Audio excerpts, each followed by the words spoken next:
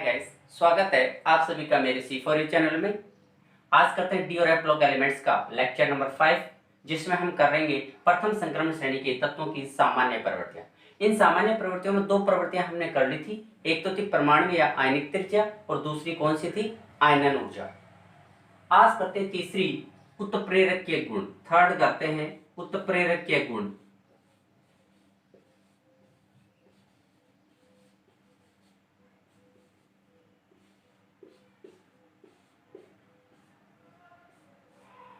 उत्प्रेरकीय गुण, जो उत्प्रेरकीय गुण है वो संक्रमण श्रेणियों का यानी जो संक्रमण एलिमेंट्स है उनका क्या एक महत्वपूर्ण गुण है, यानी महत्वपूर्ण उनका कैरेक्टर है, यानी वो प्रदर्शित करते हैं उत्प्रेरकीय गुण। जो उत्प्रेरकीय गुण प्रदर्शित करते हैं इसके दो कारण हो सकते हैं। एक कारण तो क्या है, परिवर्तनशील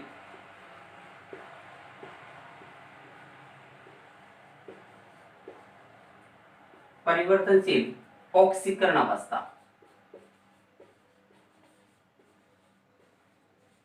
परिवर्तनशील ऑक्सीकरण अवस्था।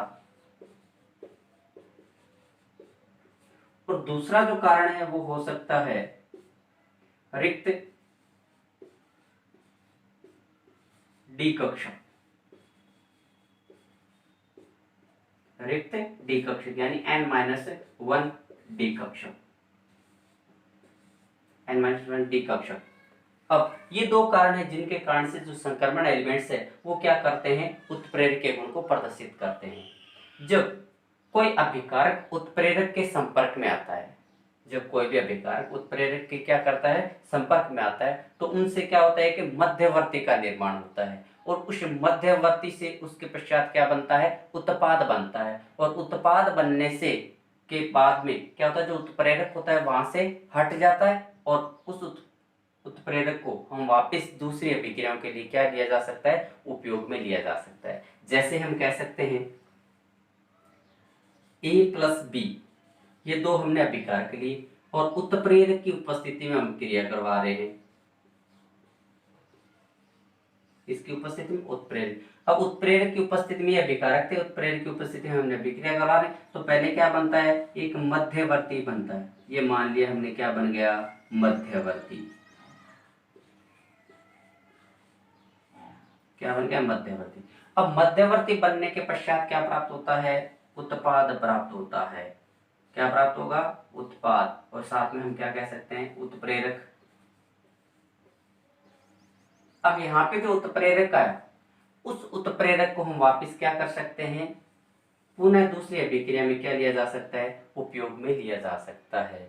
क्योंकि जो उत्प्रेरक है उसका मतलब क्या होता है कि ऐसे पदार्थ जो अभिक्रिया के वेग को क्या कर देते हैं, परिवर्तित कर देते हैं। यानी ऐसे पदार्थ जो अभिक्रिया के वेग को क्या कर देते हैं, परिवर्तित कर देते हैं, लेकिन स्वयं उस रासायनिक अभिक्रिया में क्या करते हैं, भाग नहीं लेते, उन्हें हम क्या कहते हैं, उत्प्रेरक कहते हैं। इसलिए इस अभिक्रिया को संपन्न करने का काम तो करवा दिया, यानी उत्पाद अपने को प्राप्त हो गया, और अब ये उत्प्रेरक है इसका इसमें कोई प्रभाव नहीं हुआ। तो अब उत्प्रेरक क्या किया जा सकता है, यानी इसमें अभिक्रिया को संपन्न करवाया लेकिन उसमें रासायनिक परिवर्तन नहीं हुआ है, तो इसको वापस क्या किया जा सकता है, वापस अभिक्रिया के लिए उपयोग में लिया जा सकता है। कोई भी दूसरी अभिक्रिया हो या इसी अभिक्रिया में वापस करवाना, तो उस उत्प्रेरक को क्या किया जा सकता है, वापस उपयोग में लिया जा सकता है। कुछ अभिक्रिया में क्या होता है कि उत्प्रेरक है वो क्या करता है, एक सतह का काम करता है, मतलब एक सतह उपलब्ध कराता है अभिकारकों को कि हाँ आपस में आप रिएक्शन कर सकते हो। तो वो रिएक्शन जैसे संपन्न होती है, उत्पाद प्राप्त हो जाता है, तो वहां से भी उत्प्रेरक क्या हो जाता है, अलग हो जाता है और वापिस अपने को क्या हो जाता है, पुनः प्राप्त होता है, यानी दूसरी अभिक्रिया के लिए उसको क्या किया जा सकता है, उपयोग में किया जा सकता है। कुछ अभिक्रियाओं को देखते हैं, जैसे पहली अभिक्रिया देख सकते हैं, जो वनस्पति तेल है, उस वनस्पति तेल से वनस्पति घी का जो निर्माण करते हैं वो क्या होता है कि उत्प्रेरकीय गुण यानी निकल उत्प्रेरक है उसकी उपस्थिति में वो अभिक्रिया क्या होती है, संपन्न होती है। वनस्पति तेल,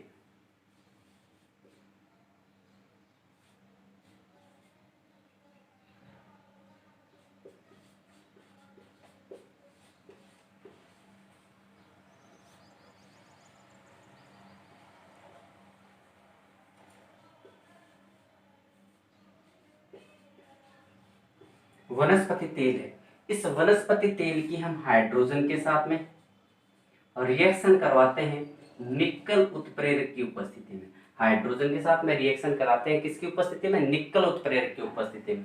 तो अपने को क्या प्राप्त हो जाता है? वनस्पति घी प्राप्त हो जाता है। क्या प्राप्त हो जाता है? वनस्पति घी प्राप्त हो जाता है।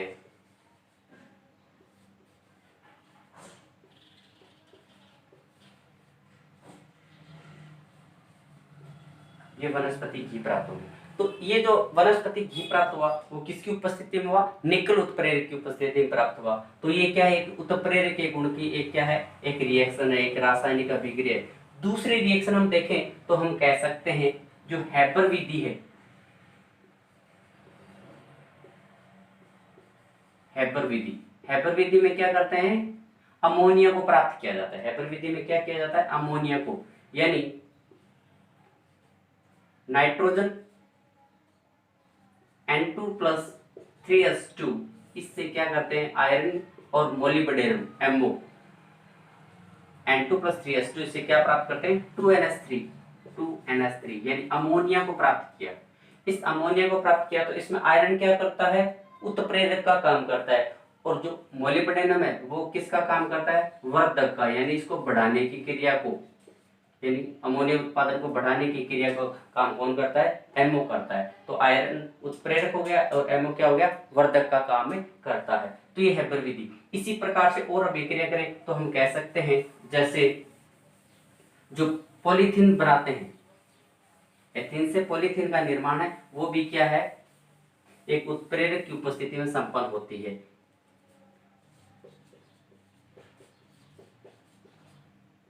एथीन है, इससे पॉलीथीन बनाना है अपने को, और TiCl4 की उपस्थिति, यानी उत्प्रेरक कौन सा है? TiCl4 है, इसकी उत्प्रेरक की उपस्थिति में संपन्न करवाते हैं तो अपने को क्या प्राप्त हो जाता है?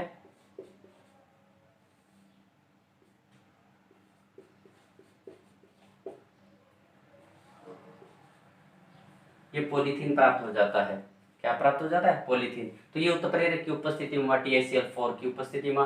तो इस प्रकार से क्या करते हैं? जो संक्रमण एलिमेंट्स है वो क्या करते हैं? उत्प्रेरक के गुण को क्या करते हैं? प्रदर्शित करते हैं।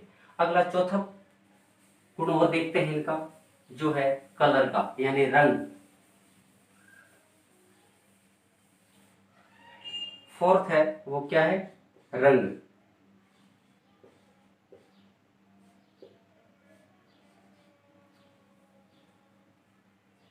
जो संक्रमण श्रेणी के एलिमेंट्स है वो क्या करते हैं?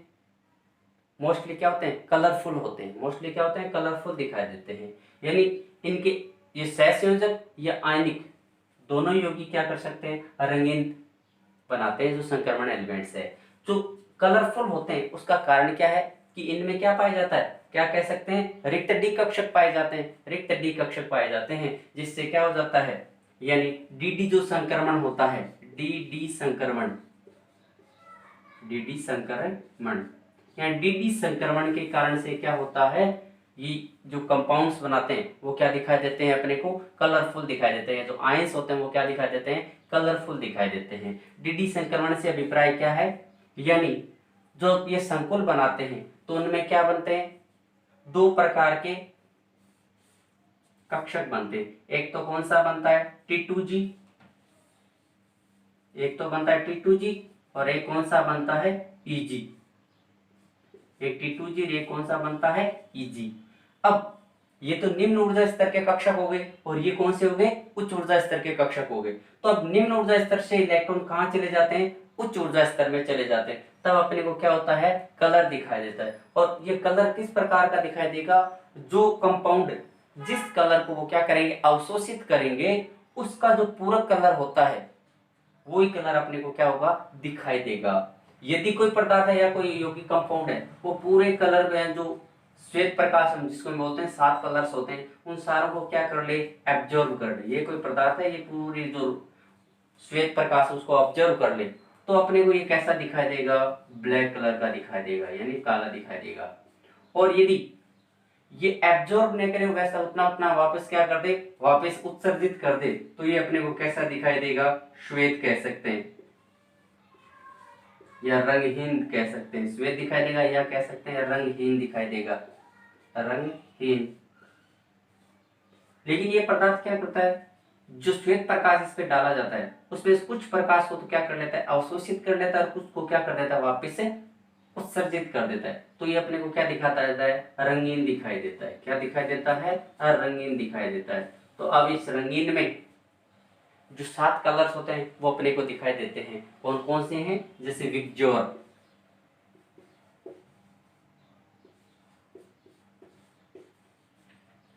ये जो 7 कलर्स है विबज्योर, ये विबज्योर जो 7 कलर्स है, ये कलर्स ये अपने को क्या करते हैं, दिखाई देते हैं। हमने कहा जिस कलर को ये एब्जॉर्ब करते हैं उसका पूरा कलर ये क्या करते हैं, अपने को दिखाई देते हैं। और इसका मैंने विबज्योर कलर में किस प्रकार से कौन सा कलर इसका पूरक होगा, इसकी मैंने अपने वीडियो में या जब कोऑर्डिनेशन कंपाउंड पढ़ाया था तो उसके अंदर मैंने क्या बताया था, इसकी ट्रिक बताई थी। तो आप ट्रिक वहां से देख सकते हैं, जिससे आपको पता रहेगा कि कौन सा कलर एब्जॉर्ब करेंगे तो उससे कौन सा कलर अपने को दिखाई देगा। क्योंकि इसमें से कंपटीशन में इसमें से क्या पूछा जाता है, क्वेश्चंस पूछे जाते हैं। तो इसलिए ये कौन सा हो गया, अपना रंग का जो पोर्शन है वो कंप्लीट हो गया। यानी प्रथम संक्रमण श्रेणी के जो सामान्य प्रवृत्ति हैं उनमें जो कलर है वो अपना इस प्रकार से प्रदर्शित होगा, या क्यों नहीं आएगा। तो कलर को जो कलरलेस होते हैं उनमें क्या होते हैं, सारे इलेक्ट्रॉन्स क्या होते हैं, युग्मित होते हैं। जो कलरलेस कंपाउंड वाले होंगे उनमें क्या होंगे, युग्मित होंगे। अब युग्मित में से इलेक्ट्रॉन को उच्च ऊर्जा स्तर में भेजना क्या होता है, मुश्किल होता है। इसलिए क्या होते हैं, कलरलेस होते हैं। क्या होते हैं, कलरलेस होते हैं। जबकि अयुग्मित इलेक्ट्रॉन्स है उसको थोड़ी सी ऊर्जा देंगे तो वो क्या चले जाते हैं, उच्च ऊर्जा स्तर में चले जाते हैं। इस प्रकार से वो क्या दिखाई देते हैं, कलरफुल दिखाई देते हैं। तो ये अपना हो गया चौथा पॉइंट, रंग के आगे जो प्रवृत्तियां हैं वो करेंगे अपने अगले वीडियो के अंदर। इसी आशा के साथ जय हिंद, जय भारत।